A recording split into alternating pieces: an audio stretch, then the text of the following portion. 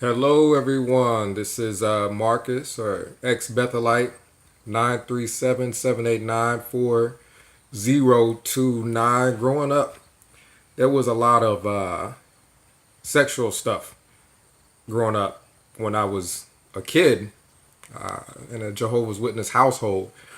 There technically was no parental supervision. That's what I attribute a lot of this to, is the fact that if you're one of Jehovah's Witnesses, as long as your children come with you to the meeting and you raise your hand and comment, the assumption is that everything is fine. So for Jehovah's Witnesses, you have meetings where there's questions asked and people comment on those questions, and then of course everyone knows about the door to door. Well, if you're going door to door and you go to the meeting and you raise your hand and you give a comment, there's the assumption is that everything is fine, because the shepherding arrangement within the Jehovah's Witnesses is a complete joke. People don't know what is going on in households of Jehovah's Witnesses because they're not really, the shepherding is a joke. People aren't coming to check on you and find out what's going on and make sure everything is going on in a Christian manner in the home.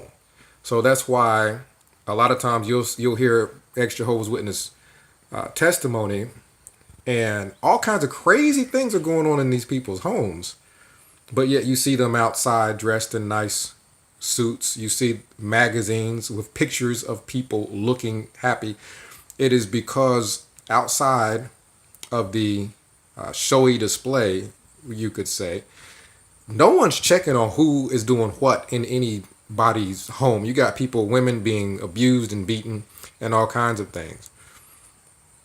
As long as they're showing up to the Kingdom Hall without visible bruises and raising their head and giving a comment, everything's fine. I literally grew up in the Jehovah's Witness religion.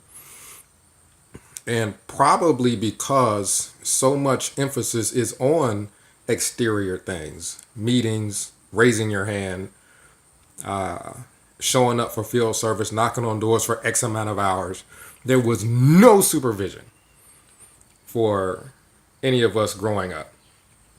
And a lot of this is just like PG stuff.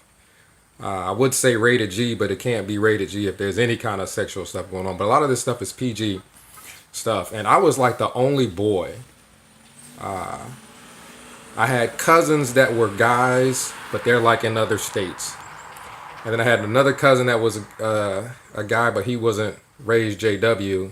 And a lot of times he wasn't really in the picture. But as far as the Jehovah's Witnesses, I was like the only boy growing up in our family. Everybody else was girls. Everybody else was girls. All my cousins growing up, women. Sisters growing up, girls, of course, sisters. And I think because of the complete and total and utter lack of any supervision, my memories growing up as a kid is just of me being in the house, finding stuff to do on my own.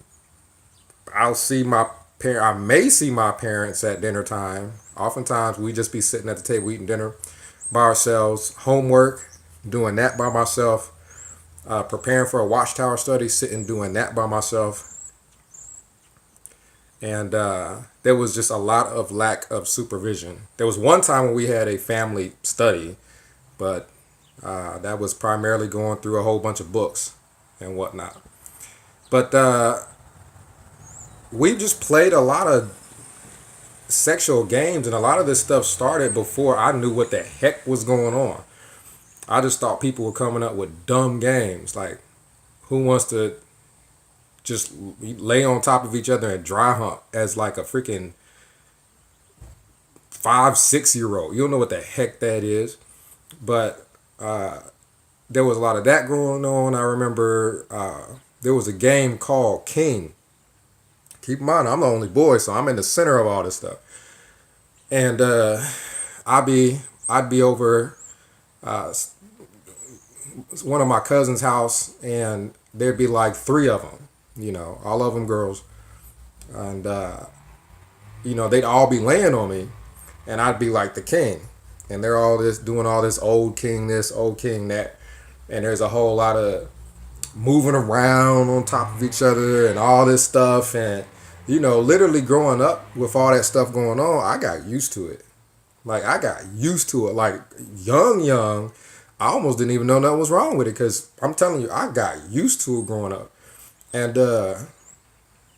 so they're laying on top of me, like literally like two or three of them laying on top of me, doing all this, old king that, how may we serve you and stuff like that. Now clothes didn't come off, none of that, none of that stuff was going on, but it was a lot of touching and feeling and just a lot of stuff that wasn't really right. Like I remember being young, I'd be sitting down watching TV, and one of my older cousins or aunts or somebody would come in, and they have on like these real tight clothes. Like growing up, there's a side of the family where everybody just was wearing a lot of tight stuff, and basically got on some booty shorts and would come and sit on my lap. And I'm young enough to where I don't really know what's going on, but I know what that is in front of me, and I know it's in my lap. So she sit on my lap, and man, I'm like young. I'm like young. So this is heavy to me. So I'm kind of moving around a little bit, uncomfortable. And then I remember, smacking her butt and stuff like that. And that stuff was like funny to me growing up. That stuff was normal to me growing up. And, I remember just a lot of things going on and a lot of stuff that happened comes back to memory. Like when I talk to my sister, Andrea Nicole Myers on YouTube is my sister. And we talk about how things were growing up. And she remembers a lot. Like she got a photographic memory about a lot of things that happened way before I went to Bethel, like when we were kids. And I do remember a lot of sexual stuff, like a lot of sexual stuff. Like that was primarily the games we played growing up were sexual stuff. Now, how can you do that if you have any parental supervision whatsoever? I mean, there ain't nobody watching no door. There ain't nobody locking no door. There is nothing like that going on. It's just, that's just how it was growing up.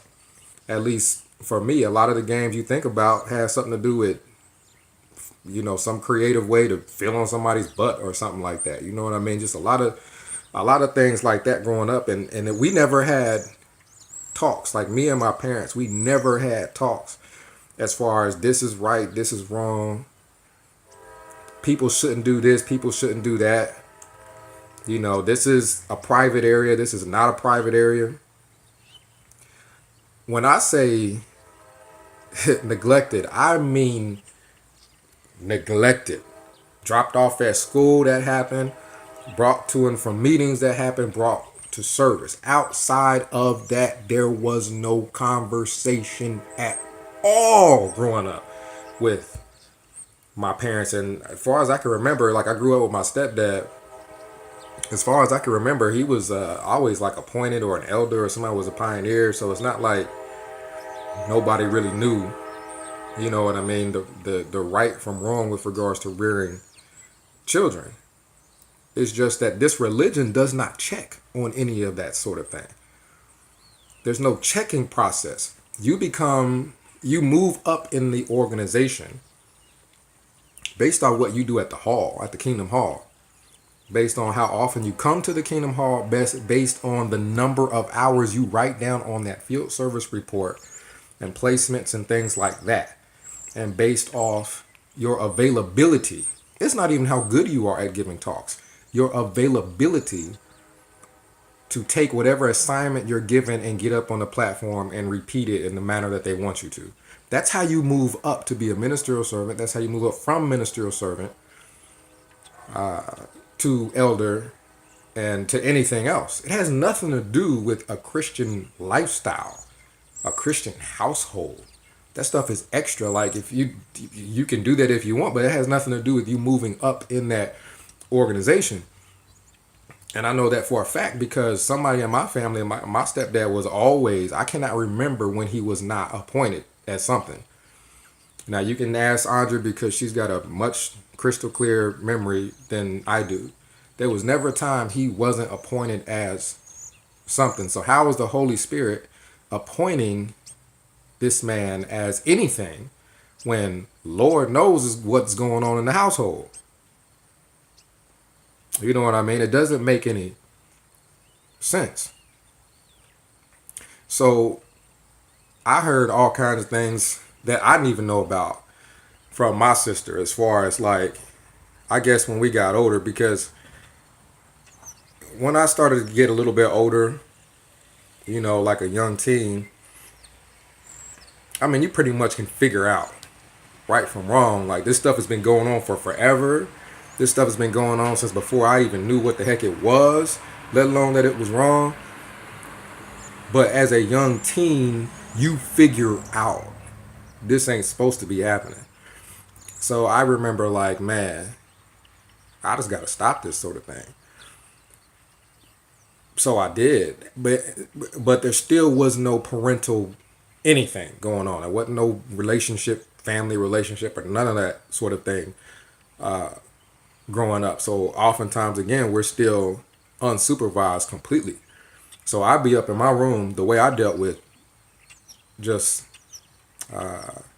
total and complete neglect is I would just be up in my room with my games, playing my video games. I'd be so into that it would take away any of the memories of anything growing up, any of the thoughts of what was going on at present. Man, I'm in my game. You know, I am the character in this game. That's how I just literally put myself in a shell, so to speak, and didn't really look on the outside of that shell. Is because I could go into my room. You know what I mean? I mean, dead serious. I could go into my room, play games and whatnot the entire day, 24/7. I remember literally I wouldn't even come down from playing a game unless I was so hungry or thirsty that I had to push pause, go downstairs and get something to eat and get something to drink and then come back upstairs and go right back to playing my game or whatever. So, you know, just complete and total neglect to the point where I'm talking to Andrea and I find out that apparently boys are being let in the house. You know what I mean? While I was a young teen, there was a little bit older teens, and there was some straight up sex going on in that basement. We had a basement, we had a first floor, we had a, second story floor, and my room was on the second story. So I'm up there all the time. I don't know what's going on downstairs, let alone what's going on in a basement. So apparently there was just outright sex going on in that basement. So all kinds of things were going on with regards to people who were born and raised Jehovah's Witness. I don't know if people were baptized at that point. My sister would be a little bit probably more cognizant as to who was baptized, at that point. But, I just didn't deal with it. Growing up, I didn't deal with it. And then as I became a young teenager, you think, okay, this is about a time where somebody was going to just, just go tell your parents. You aren't close.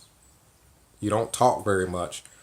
But at some point you think, well, I'll just go and tell my parents kind of some of the stuff that was going on, which I think if we spoke at all, they would have known. If we spoke at all, I would have said something, because when I was a real young kid, I didn't know what I was doing, let alone that it was wrong.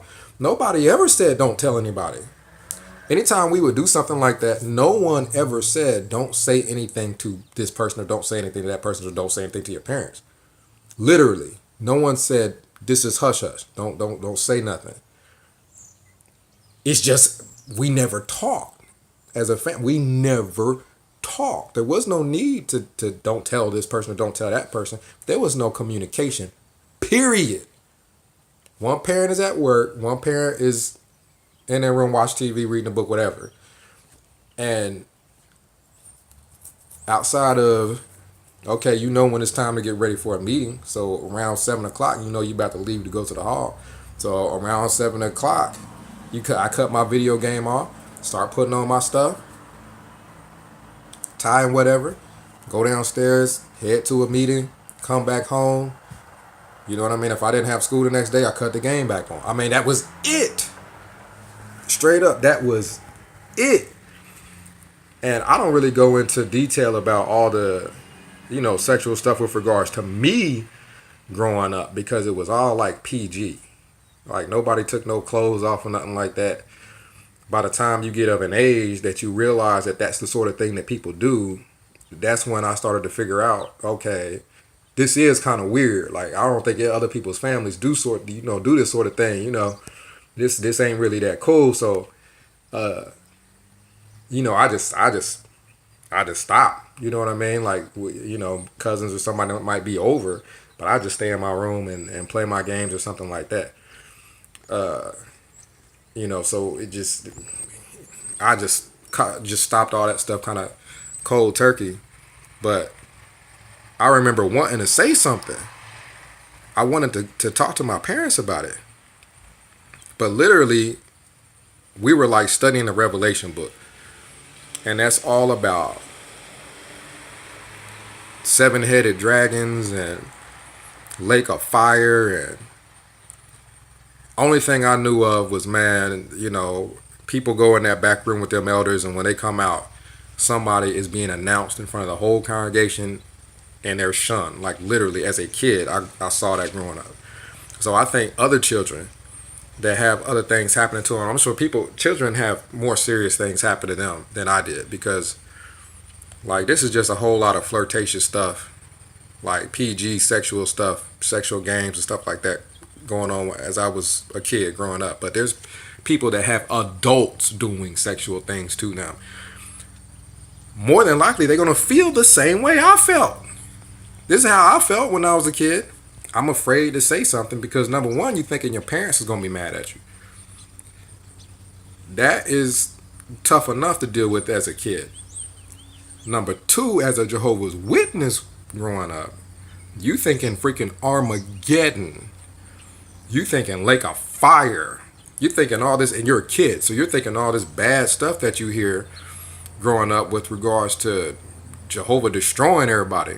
And then you're constantly in a environment where somebody in that hall is being actively shunned. I mean, literally, you in a room or you're in a building with 150 people, and you got somebody standing there after the meeting is over, song is sung, everybody is talking and whatnot, and while everybody's talking, you got somebody standing somewhere, just standing, and nobody will speak to him. As a kid, that is horrifying.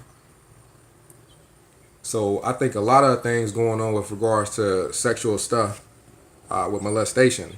Again, I'm not talking about my situation. My situation, people kind of laugh at that because, when you're talking about a male, people don't think that males being touched or whatever by females is being sexual molestation or anything like that.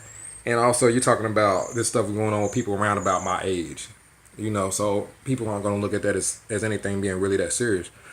But again, just no parental, I'm telling you. I mean, heck, I may as well have been raised in the woods and raised myself to a certain extent.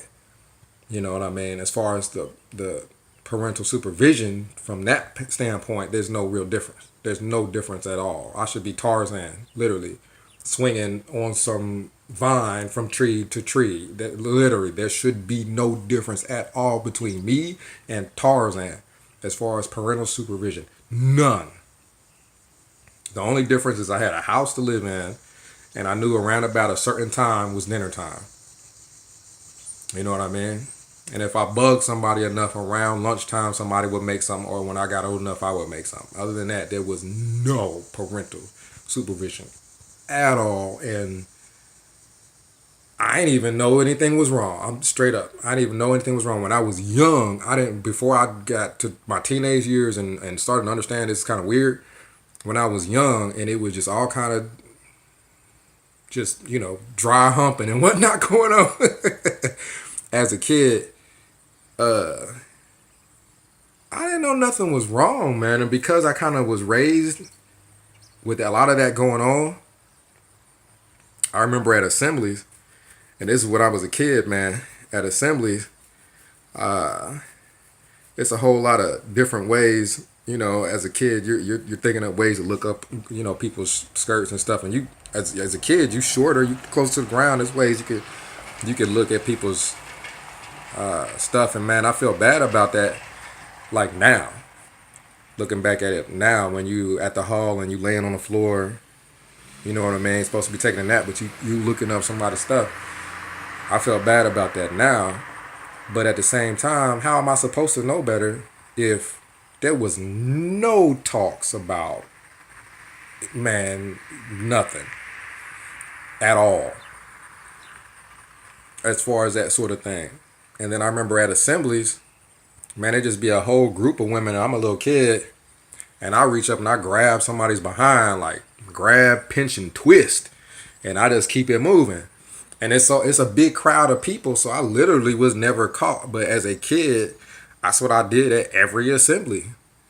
I mean, heck, that's what we was doing, playing and stuff all the time growing up as kids. So that seemed like a fun thing to do at the assembly. You just walk up, okay, that sister got a real tight dress on, pinch, squeeze, twist, and keep it moving. And I may have got caught a couple times, but they look around, they see this little kid, and they just like, oh, let them go ahead. You know what I mean? And I think I did that a couple times outside of an assembly, and I probably almost got snatched up because I did it outside this restaurant. I'm leaving a restaurant, and lady over there, nice dress on and everything, like real bright orange dress on, and I like the dress. And most kids would just walk by and be like, ma'am, I like your dress. But this is what went on with me growing up. You know what I mean? As far as doing that sort of thing, that was normal growing up, to the point where I remember I just grabbed her behind and kept it moving. I guess that to me is, I like your dress. You know what I mean? And it's like, again, I feel bad about it now, but back then, how am I supposed to know better? When I'm talking about as a kid, not as a teen or nothing like that. I wasn't doing none of that stuff as a teen. But so my sister, man, you know me, I tell everything. If I'm not telling it, it's because I don't remember it. She remembers everything. And us growing up as Jehovah's Witnesses is going to be more going on than anything you're going to see with any other family on some news or anything. So I just don't understand, man. Where is this direction and Holy Spirit and all this stuff, man? It's literally just a show. It's literally just a show. People don't know anything about people other than what's at the Kingdom Hall. And I talk to other people whose parents were elders and everything like that, and moms were pioneers and stuff like that, and they didn't have no talks or nothing like that neither. They didn't have a whole lot of parental nothing growing up either. So I think this is pretty widespread. And I think if people really start coming forward with regards to sexual stuff, I mean, with them growing up as JWs, man, we're going to end up with a lot of videos on people who had sexual stuff going on with them growing up. Like me, if there was an adult that was touching me as a kid, I would be on here telling y'all. But I don't really have that experience, I'm just telling you from experience of just not having no parental supervision. And I will tell y'all, I think I may have even mentioned this in another video, man, I would just end up over people's houses. Why was I over their house? Because they was at the hall. If somebody at the hall,